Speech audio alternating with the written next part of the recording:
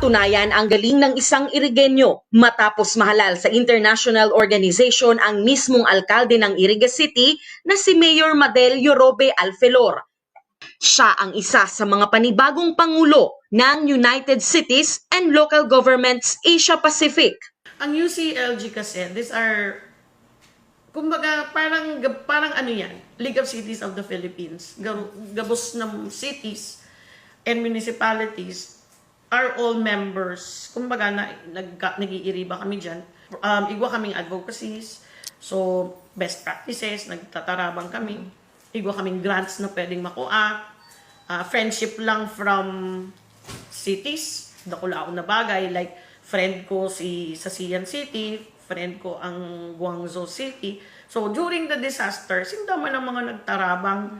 Tapos, igwa kitang pwedeng makuha ang grants from EU, grants from, Bloomberg, from Mayor's Academy, igwa man yan. Yan mga advantages eh. Once you're a passer of the Mayor's Academy, you can actually apply jobs from United Nations, sa United Nation or other international organizations. So, yun, dakulan na benefits.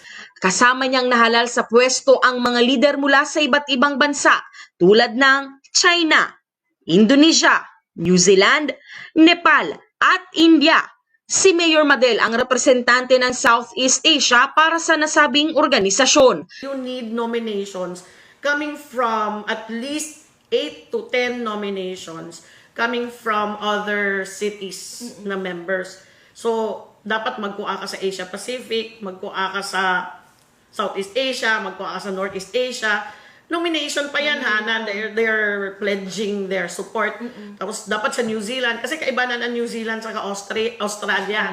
Malaki ang pasasalamat ng alkalde sa tiwalang muling ipinagkaloob sa kanya ng international community. So ang gusto ko, na i-share ko kung ano ang mga good practices that we are also implementing. At the same time, they are also sharing their good practices. So iba nga, i-implement ko naman digdi.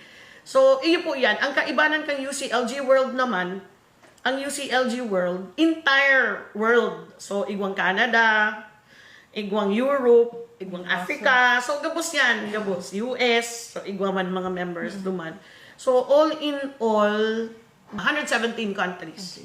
Si Mayor Madel Alfelorin ang tagapag-ingat yaman ngayon ng UCLG World. Siya rin ang kauna-unahang Pinay na naging opisyal sa nasabing organisasyon.